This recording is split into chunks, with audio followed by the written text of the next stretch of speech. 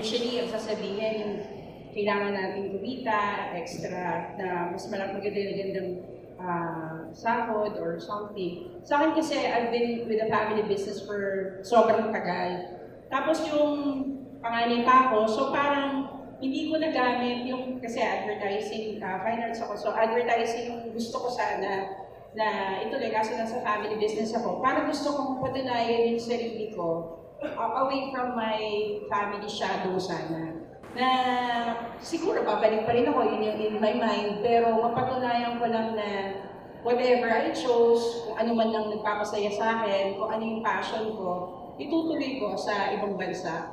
Plus the fact na syempre, iba yung identity na pinakilala mo na I'm my own person. Hindi ako kasi, kumbaga parang, kaya naging madali lahat dahil anak na ni ganito or anak ni ganyan. So parang feeling ko at the time medyo idealistic pa. Tsaka syempre kasama na rin yung medyo mas maganda yung kita abroad at saka connections. For me naman, no, everyone who are asked to what's the reason why do you want to work abroad? Typical answer is mas malaki ang sahod sa abroad, right? And but my own reason is to know what is there in abroad. Why the people keep on going there? Kasi ayoko talaga mag-abroad eh. Sabi ko, pag hardworking ka dito sa Philippines, you don't need to go to abroad. But nung nagkaroon ng opportunity na makapag-abroad, I said to myself, susubukan ko. Why they keep on going to other countries? So, sinubukan ko. And from there, I started to study what is the best business here in UAE that I can put up here. So, yun nga yung mga similar traits. Bukod sa pera, for many of us, curiosity, try it out by yourselves, iba in your environment, make a mark, and then finally, go back home fulfilled. So, yun, ang next question ko is related to it na ano yung biggest takeaway nyo from working overseas? Bukod sa pera, tsaka bukod sa motivations natin as we say. Okay. The biggest takeaway for those who have experience working abroad is the experience. When you work abroad, you really get the chance to work with different standards, right? Malalaman mo yun when you go back to Philippines, and you will realize na iba talagang standards sa ibang bansa. Like when you are in the queue in the bank or in the municipality. Sa bilis ng pila. Yes, yung standards sa ibang bansa, iba talaga. And when you start your own business, you will apply those standards that you have learned in other countries. Well, ako, siguro talagang naging major takeaway ko doon is na patunayan kong kaya ko. And yung added confidence na boost ng abroad sa akin kasi maliit ang Qatar eh. Hindi katulad dito, napakadaming magagaling. Doon, parang dumarating pa lang. So, nung time na nung dumating kami, parang, biro ka, darating ko pa lang, hinatak na ako para mag-photoshoot ng isang napakalaming company. Parang 60th anniversary ng Ferrari. Wala akong dalang camera, wala akong dalang tripod. Parang feeling ko, nasa right time, nasa right pero hindi ako equipped. Pero dahil siguro nandun ako, nalakasan ko yung loob ko. Tapos nakaya. So, yung mga sumunod, parang feeling ko, pwede, kaya ko na yan.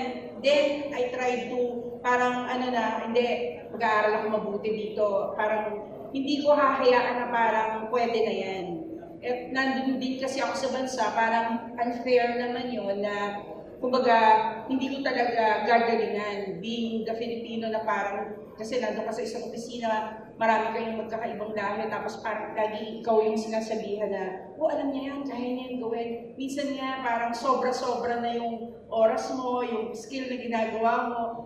Nag-uwi na sila, tinatapos mo pa just to prove lang. Pero in reality, gusto mo lang kasing masabing kaya mo, plus pampadagdag confidence din, para pag uwi mo, alam mong mas magaling ka at saka mas marami ka na pagdaanan. Tama yung sabi ni Ma'am na your experience ang laking bagay nun, plus the fact na nasubukan mo mag-isa buntot mo ang hila mo. Pag nag-isa ka, malalaman mo pala na lahat kaya mong pagtama-tamain para lang mabuhay ka. So, yun yung ano ko, parang siguro resilience at saka mas naging creative akong mamuhay. Kasi lahat dito ay binibigay sa atin, pagbaba natin, may nakaredy na, may sasakyan ka agad or whatever. Pero doon kasi discarte talaga. So, mas gumaling siguro ng konting discarte.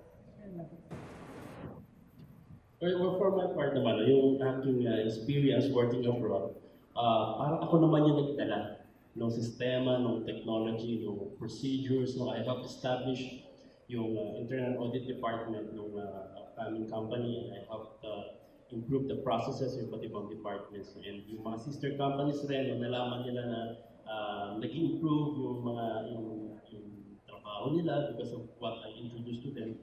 Kinuha din nila ako to help them out. No?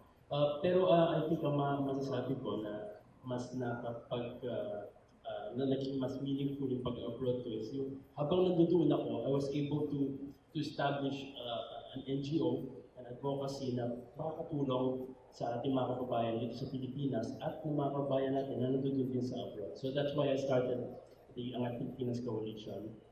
It's a financial literacy NGO. At dahil dun sa experience ko doon, nakikita ko yung mga kababayan natin na yung kanilang spending habits, no, at yung kanilang paraan ng yung kanilang lifestyle, yung kanilang paraan gaano sila kadalas magpadala ng pera, no, at bumili ng mga gamit, mag-ipon sa balikbayan tax, no, at tapos at the end of the day ay bakon sa utang, maxed out yung credit card, at minsan nagkakasakit, wala silang emergency fund, and all this.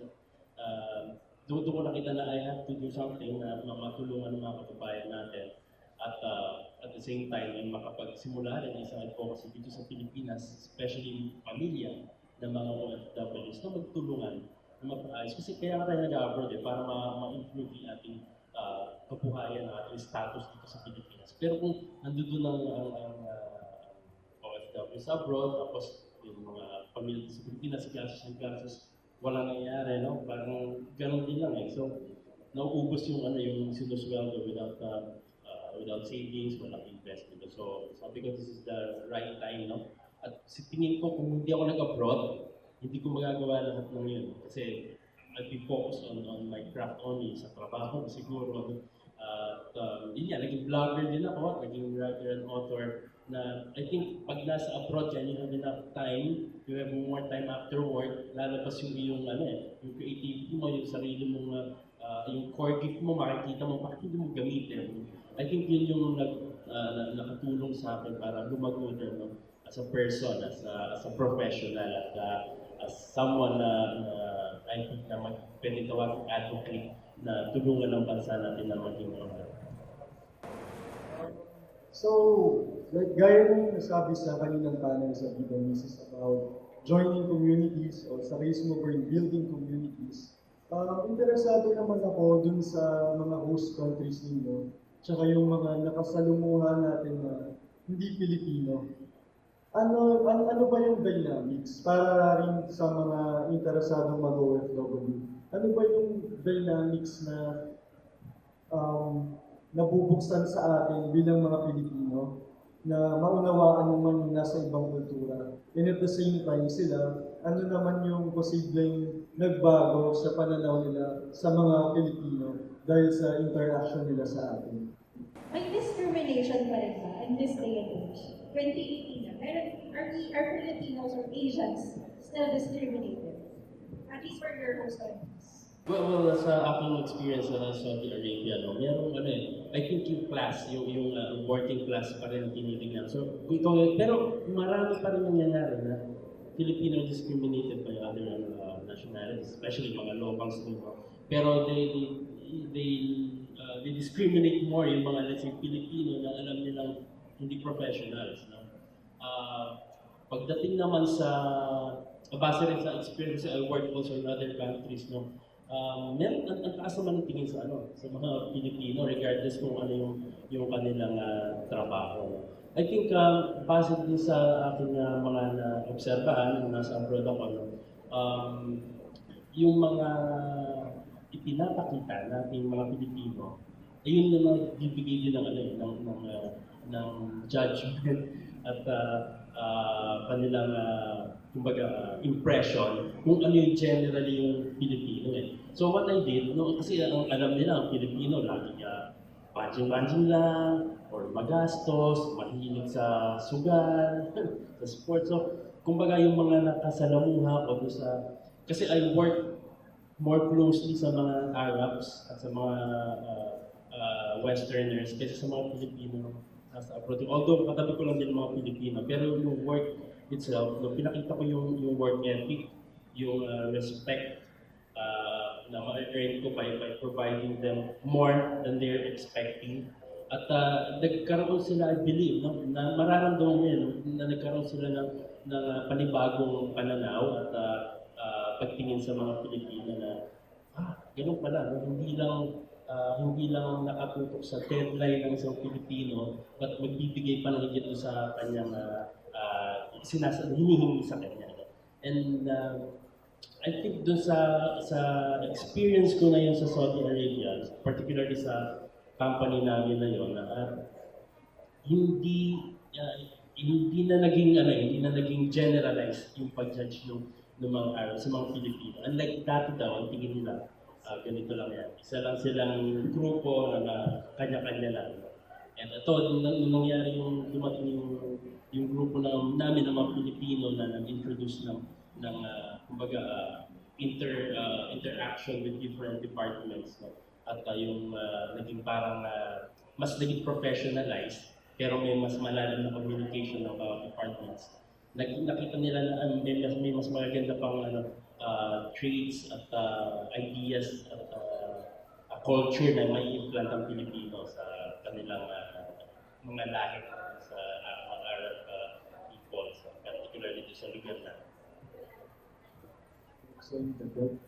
Sa akin, kasi pare-pareho kaming parang galing sa gitnang silangan. So, medyo similar. Yung pinapakita kasi natin doon yung professionalism. Tama yun na minsan yung bracket ng working class at saka yung nagtatrabaho sa medyo mas kumbaga parang pag medyo nakita nila na ikaw yung nagmamanage ng ganito, ang laki ng expectation nila sa'yo kasi feeling nila pag Filipino, na napaka-professional. So pinaninindigan ng Filipino yun to the point nga na minsan sobra-sobra na. Pero ganun talaga kasi yung personality natin. Gusto natin na parang mag-extend ng extra mile na tulad nga sa server na parang tapos na pwede mo ng professionally done na pero gusto mo pang pagandayan or whatever kasi yun eh. Tapos ang nakita ko naman yung mga ibang nationality, umibilib sila sa pakisama, galing makisama,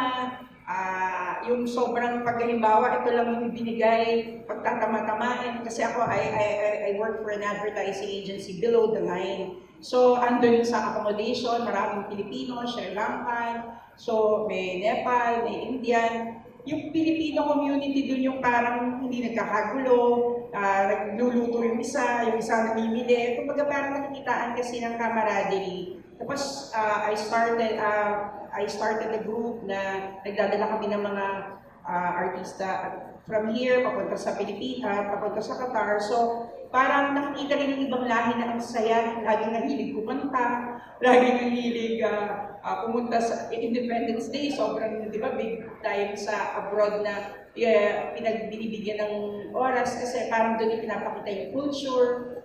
So, nabibilib sila, I think, doon sa colorful life or culture at saka pagiging innate talaga yung mabuti yung tao talaga. Siguro ang Pilipino minsan hinaharang na nga, huwag ka tumulong, baka pag tumulong ka, di ba? Kasi abroad, tayo, nasanay tayo pag may nadama o may nawala, pupulutin natin. Doon kasi sasabihin nila, huwag mo yan, huling hawak, ikaw ang mapapadala sa investigasyon, mapapakulong ka. So ang daming instances na bumalik lang yung office mate ko, out na siya sa office, tapos may nawala, siya nakulong.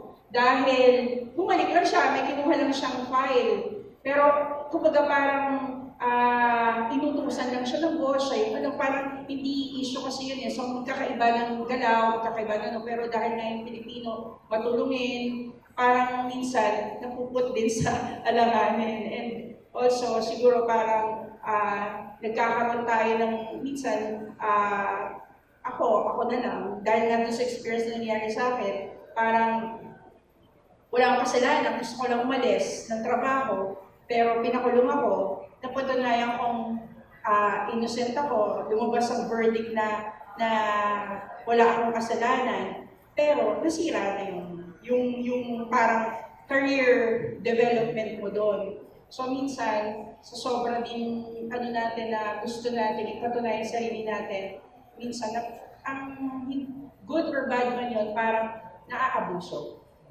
Sana, yun nga, parang we learn to balance din. And yun nga, kung ano man yung nangyayari sa atin, pwede natin i-share sa iba dahil baka makatulong, which is why nga siguro tayo nandito ngayon. Bakit nga ba ganun na sinasabi na mga Pilipino, pag umalis ng Pilipinas, mas matulungin, mas mabait, mas sumusunod sa batas? Agree ka ba doon, Ria? Bakit tayo mas Pilipino paglabas ng bansa? Yes, I agree. Because every time a Filipino leave his country, they learn a lot of practices, like sending money to their families, sending gifts to their friends and relatives. They became more generous, and they learn to become more compassionate, di ba? Tumutulong sa mga mahihirap, they reach out to charities, kasi meron na sila. Compared to their lives when they were still in the Philippines, walang-wala sila. So, when they reach abroad and they started to earn income and they get more, they learn how to give generously to their families. Diba? Meron din kasi mga datos, kunwari kung saan ako nang galing sa Taiwan. Yung sa mga migrante, parang yung mga, hindi naman sa pag-generalize, parang yung mga Pilipino, mas mabait, na mas, well, siguro dahil marami tayong obligasyon, gano'n ba yun? Pero ang nangyayari rin, mas sa mga krimen na ginagawa ng mga migrante, mas konti yung participation ng mga Pilipino kumpara sa ibang mga lahi. Mas takot dahil mas marami tayong obligasyon, mas maraming bayarin. They focus on their jobs, they focus on their responsibilities more than anything else, right? Di ba? Yeah. Siguro sabi ng mga Filipinos, like for example, ako, instead of participating to those gulo, I'd rather work here and bahala ka. I think ang maligdag ko, yung mga bansa na kalimitang pinupuntahan ng mga Pilipino kasi the laws, the rules and regulations talagang they implemented to the letter. At meron sila mga enforcers at yung mga enforcers na yun, hindi, kumbaga, they are paid well at hindi sila nalalagyan. No? If you bribe, hindi ka lalagyan ka. No? I think isa yun sa, I think tama yung term na may takot ka. No? May takot ang, okay naman talaga yun. Meron kang respect, not necessarily takot, but respect sa batas. No? Kasi alam mo, merong magdidisiplina sa'yo, merong magbabantay sa'yo. Unlike dito sa atin kasi, you get away with throwing garbage or trash sa kalsada, tatawid ka sa hindi sa tawiran, no? At sasakay sa hindi sakayan, at bababa sa hindi baba, and all that. No? At kahit sa opisina, sometimes dito okay lang na mag-uwi minsan yung empleyado ng isang ring ng ng bond paper. Pero sa abroad, pag nahuli ka, pwede madisiplina ka ng kumpanya mo, baka mapauwi ka pa. So they implement the rules and regulations to the letter at nag-enforce yung batas ng Congress. So, para rin madagdagan yung mga tips na nabibigay natin sa mga gustong mag-OFW,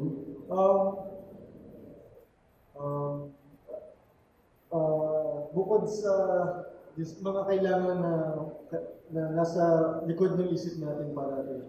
Gaya kunwari yung nangyari kay Celia na kunwari may diskriminasyon, merong mga bagay na abuso, pang-aabuso sa mga OFW. Ano ba yung mga dapat nating tandaan o mas maging sensitive tayo pagpunta natin sa mga host countries kung saan tayo magtatrabaho?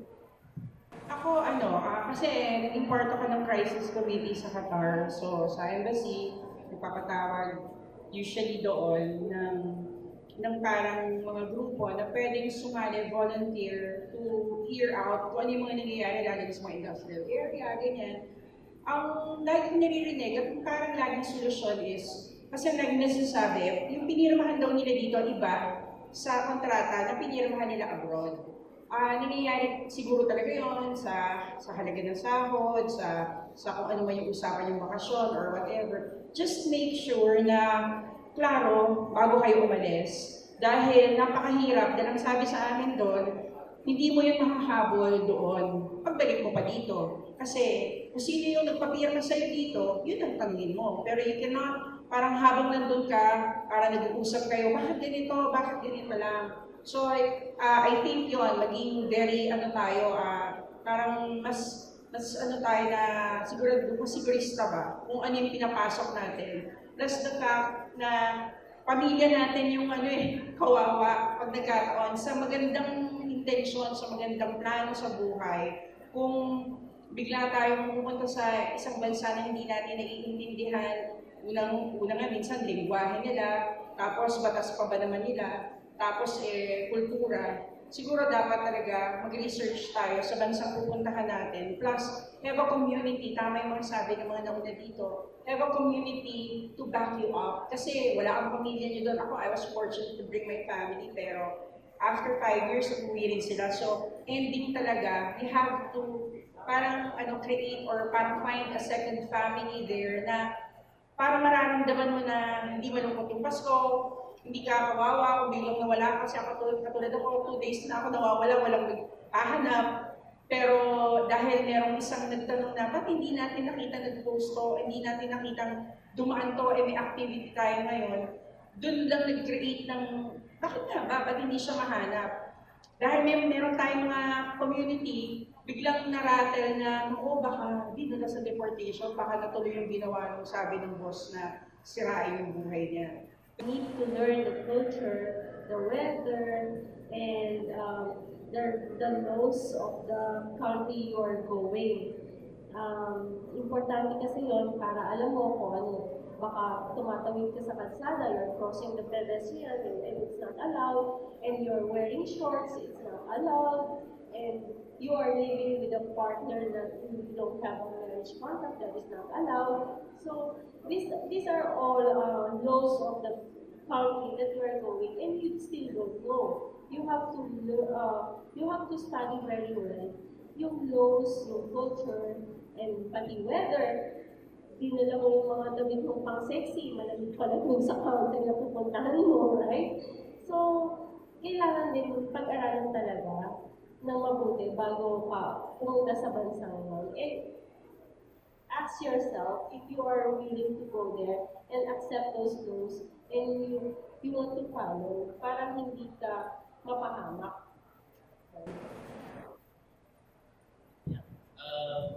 Meron tayong yung pang umaalis sa mga kabayan natin, yung mga agencies, meron sila na tawag na PDOS, di ba? Pre-Departure Orientation Seminar, no? Umattend kayo. Yung iba kasi, pinapapirmahan na lang. Meron akong mga nakakausap na mga kabayan natin sa airport, no? PDOS ba kayo? Nakakakwentuhan mo lang. Di, pinirmahan na lang yun. Pagkalala naman namin, bayad na lang. Dapat umattend kayo ng ng Pinos kasi napaka-importante na sa pupuntahan niya para hindi kayo anga-anga pagdating sa airport pa lang ng bansa na yun. So, last question ko bago tayo magtanong sa audience. So, mahaba pa yung kwento natin. Pero ano yung susunod sa kabanata ngayon na nakabalik na tayo sa Pilipinas? At paano rin nakatulong yung karanasan natin abroad sa mga gusto nating gawin pa at mga ginagawa ngayon? Ako, sobrang grateful ako sa nangyari sa akin.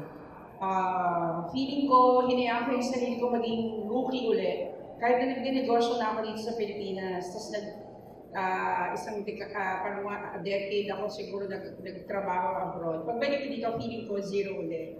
Hinayaan ko mag-aral. Nag-aral ako, maganda ako ng mga workshop, basa ako ng cyberpreneur, nagbasa ako ng mga libro nyo. Lahat ata ng pwede kong matutunan. Parang sponge ba? Parang pinilit kong alamin lahat kasi ang tagal ko nawala eh. Dito sa Pilipinas, ang bilis ng transition. Pag hindi ka sumabay, talagang mahuhuli ka. Yung akala mo nung iniwan mo okay, hindi na pala yun yung okay. Kaya nga sabi ko, nakakatulong na may mga tao na sobrang nag-share, sobrang nagbigay ng time nila para maka-uplift ng life ng lahat. Plus, on my part, excited ako kasi I parang naging part ako ng Great Women Collective. It's a social entrepreneurship na grupo na nakita ko na kahit na in remote places, nakakatulong ka sa mga kababaihan. Tapos yung mga hindi na nabibigyan ng pansin, ngayon naka-display ang mga gawa nila, mga likha nila sa magagandang department store. So, parang ako, excited ako kasi yung passion ko, parang na-fuel ng purpose. Dahil na-inspire ako sa mga tao pag uwi ko sa Pilipinas na hindi pa pala tapos lahat, na parang when you fall 7 times, you stand up 8 times, lagi ka may pang-reserve na pantayo. Plus, lagi mong isipin, magtanong ka, umattend ka, be seen, alamin mo yung bago, at huwag kang, parang feeling ko, excited ako dahil sa naging pananaw ko yun, naging very open lahat to help. Hindi nakakahiya ngayon na magtanong eh, kasi ngayon pag nagtatanong ka, ang daming experienced people na naging business partner ko na iba, yung iba naman naging parang kakolab ko na talaga. So parang nakakatuwa lang now na yung transition ko is naging mabilis at naging maganda. Kahit na hindi naging maganda yung experience ko abroad kasi parang I was blessed na talagang mapatunayan ko na iba pa rin talaga sa Pilipinas. Mas mararamdaman mo, magiging okay yung buhay mo kung i-open mo yung mind to the possibilities na i-offer sa ng bansa mo. Look for the business na makaka-survive ka. Hindi lang yung business na mag-start ka sa pang everyday life mo. Kasi you will not survive also. Marami nang nagtaasan na prices, tuition fees, and everything. Lahat nakakotse na. Diba? So, you have to focus on your vision. When you go back to Philippines, focus on your vision. What is your vision? What kind of business you want to put up? And then, concentrate. Just concentrate and be confident on doing it. Yun lang. Yes, bro. Saan siguro yung yung enjoy lang yung kung may nangyayari after your OFW life, no? It may be a bit, what do you call this, kung sa karaniwang tao, matatakot ka na kasi kumikita ka sa abroad ng ganito kalaki, tapos pag uwi mo sa Pilipinas is either overqualified ka or may edad ka na or pwedeng hindi na ganun yung competency level mo as compared to dahil iba yung kultura. As a matter of fact, no, napansin ko pala, mas mahirap ang trabaho dito sa Pilipinas kumpara sa trabaho sa abroad. Nung una akong na-introduce yung nung una akong inalok ng trabaho, sabi ko, nako, baka mas mahirap yung trabaho doon kasi magagaling yung mga talino. Pero yung pala, mas relax. So, yung pagbalik ko na doon, naging excited kami mag-asawa. Dahil dahil alam ko ano mangyayari. Pero merong excitement na nakasama nga, na sabi nga namin, kung ano may nasimulan natin ng business habang nasa abroad, hayaan lang natin kung ano mangyari and enjoy every moment. No, kung mag-fail man yun, huwag mawala ng pag-asa. No? Kasi gano'n naman talaga eh. You can start all over again. No? At kasi karamihan nangyayari mga OFWs na nagsisimula ulit dito sa Pilipinas, nagkakanegosyo, trabaho, tapos malulugi, o mawawalan ulit ng trabaho, nagkakos nga, sabi nga niyan kanina, nagkakos ng depression, anxiety. At I think mas importante na yung aming mindset mag-asawa is to enjoy kung ano yung ginagawa niyo muna ngayon. At focus din kung ano yung goals niyo na gusto niyo maabot. Tapos lalabas na yan kung ano yung pwede niyong racket, kung anong gusto niyong gawin, base sa core gift nga ninyo, o yung mga na-offer sa inyo na palagay niyo makakatulong sa buhay pamilya niyo, sa financial life niyo. So tuloy-tuloy lang at i-enjoy lang, yun lang siguro. Right. My advice to those who wants to go abroad is before you go abroad, you set a timetable on where how many years am I going to work there, and how much money do I need to save so I can come back to my country. Kasi a lot of OFW are working there continuously without a goal, without a vision. And then they work hard. I know that they are working hard. They work hard, but they don't earn, they don't save money. So my advice is you have to save your money before anything else, before you buy a lot of gadgets and cars, everything. Mga damit, lalo na especially in UAE, there are a lot of sale every now and then, may sale and okay, right? So, set a timetable na itong timetable na to, kailangan ma-accomplish ko to and I will not exceed on it. Para hindi tayo tumatagal sa bansa na wala tayo napupuntahan. Last word ko siguro for this is yung para sa mga bumalik na huwag kayong matakot magtanong, i-open niyo yung mind yung matuto. Maraming magagaling na i-share ng alam nila para hindi tayo masyadong mahirapan tulad ng dati. Matuto tayo magbasa tayo ng magbasa. Umattend tayo sa mga ganitong pagkakataon na nabibigyan tayo ng another perspective na yung hindi lang yung kung ano lang yung alam natin, na nagkakaroon tayo ng idea pag umattend tayo sa mga ganitong mga event. Plus, lakasan natin loob, let's start. Kasi yung iba, ako lagi ko sinasabi, I have a co-working space right now. Pag nagkikipag-usap ako doon sa mga nagsisimula, tapos gusto magsimula, sasabihin nila, hindi ko pa kaya, hindi pa perfect, hindi ko pa nabili to, hindi pa maayos to, hindi pa lahat. It will never be perfect. Ikaw yung gagawa ng paraan para maiayos mo yung at the moment na nangyayari sa'yo. So, dapat, hindi yung marami kang hinahanap. Basta open lang yung mind mo mag-aral at saka makinig sa mga experience na nakapalibot sa'yo, plus gamitin mo yung sarili mong diskarte and start. Lagi ko sinasabi when I talk, tiptoe if you must, but take that step. Kasi kung sobra tayong sigurista, wala naman din mangyayari. Pero kung sobra rin naman tayong parang reckless sa mga desisyon natin, kumbaga parang minsan, ipon na, nawawala pa. So, siguro, calculated risk, maging open lang yung mind for mga latest trends, mga learnings na tinuturo ng generation ngayon. Plus, siguro, lakas ng loob pa, na hindi naman kailangan lahat umalis ng bansa. Because nandito naman talaga yung pwede natin pagkakitaan, kasama pa natin yung pamilya natin.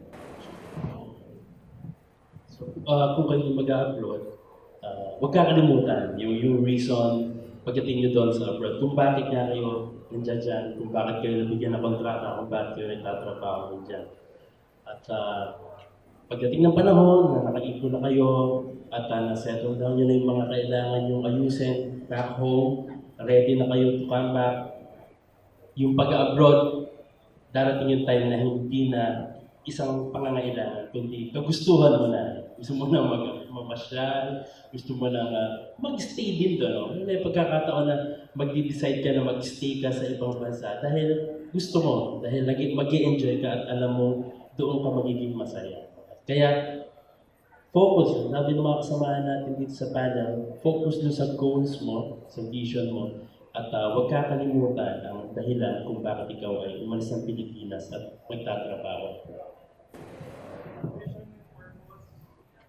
Vision and purpose. So we end on that note. Thank you so much for this very enlightening panel. Ria, Celia, and Bern. Thank you so thank you again. much.